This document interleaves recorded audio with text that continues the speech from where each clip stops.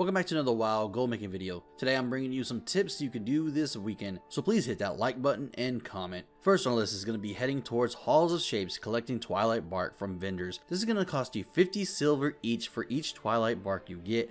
Now I do want to say right now you can get a total of 15 at one time. It's going to be 7.5 gold, which is not that much, and you can resell them on the auction house for 30 gold each, which is about 450 gold compared to that 7.5 that you spent. Not a lot of people know about this, and honestly a lot of people are looking for Twilight bark, making it a sought out item that is basically just in front of you and every other player, making it an easy item to get, which makes me think that this is sooner or later will be lowered. Remember that vendors get them back every hour or less, so just visiting can get you some very easy gold for basically nothing. If you need all the locations of vendors, there will be a link to my Miro in the description that covers all locations. Next on our list is going to be herb and mining. I did a video on the farm the other day called the best mining and herbalism farm route, which is and I still stand by that. Not to repeat from last video, but just doing this farm for one run in 9 minutes or less will get you 10 to 15k gold in herbs and ore. Herbs that drop here are Nightshade, which is 196 US mid, which sell very fast, and seeing this weekend is the weekend before raids is very crucial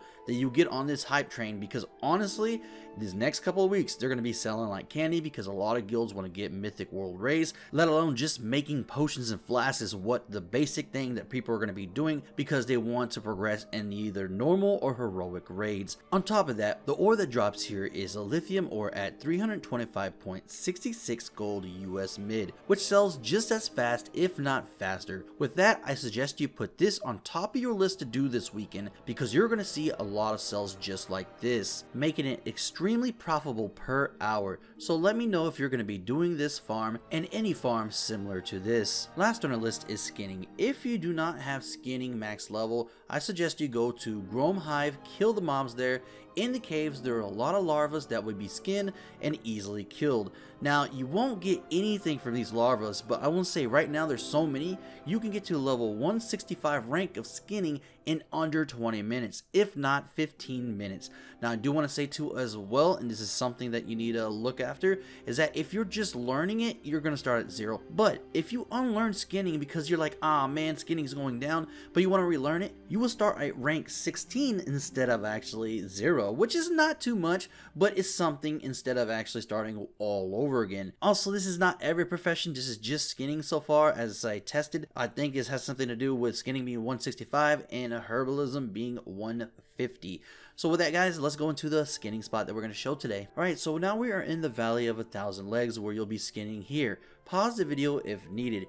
You will need to do a circle around this whole area. I tried this spot in beta, but I wanted to try it again in live, and honestly it did not let me down within an hour. Within that hour I got a total of 1027 desolate leather at 4.68 gold US mid, which equals 4,806 gold. Now I got 28 heavy desolate leather at 34.77 gold US mid at 973 gold, 70 callus hide at 233.68 gold US mid at 16,357 gold, 8 heavy callus hide at 2,472.14 gold US mid at 19,777 gold each, and 60 creeping crawler meat at 63.95 gold US mid at 3,837 gold, and a raw gold if you do not use the distillate leather for the auction house, which I'm telling you right now, with the big nerf that happened with the, you got to subtract the 9 gold from the bracers and so forth, I suggest you just put it on the auction house. But if you did, you're going to be making 171 bracers at 25 gold, subtract the 9 gold from thread, which is a total of 2,736 raw gold. Now I do want to say, with the change right now, you are not going to be going with or the raw gold way. It's just not profitable at all when it comes to shuffles now. Now I do want to say right now that if you post it on auction house, you're still going to make a little bit of gold, but most servers are seeing this type of leather going down a lot.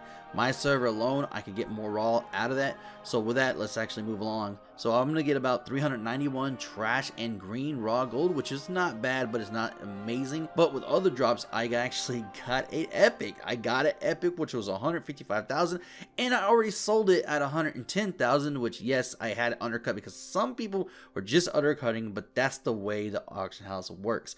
Now, with the total gold I made without the epic and without the making of bracers, I got 46 106,142.64 gold, and that's what you're going to get on average without the epic drop. Now, with epic drop, I got 201,142 gold. That's at the 155k mark. Now, just lower that, another 40k, it's about 160k that I made total, which again, I sold everything here. I sold the epic, I sold all the leather, I sold all the hides, everything here, and made almost exactly 160, which is great, and I'm glad I actually sold everything. Now, I will say right now that RNG is RNG. You might get an epic, you might not get an epic. Now, there is statistics that show certain mobs will drop the epics more often and so forth.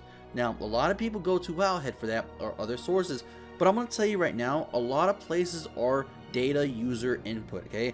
So if someone reports this to Wowhead or another source that, hey, this mob drops it and I got it twice or 3 times, it's a higher percentage because they got more people saying it dropped there. So as we get more input data on items and so forth, trust me, I will start adding that into my videos because I want y'all to know which are the best mobs to farm when it comes to items and so forth. I hope this helped a few of y'all out. I'm working on a lot more content for y'all that will bring y'all more gold. On top of that, my channel trailer, intro, and outro are almost done. It's just been a crazy week. With that, I want to say thank you so much to my Patrons for going that extra mile. If you like my content, please hit that like button, subscribe, and as always, stay stashy.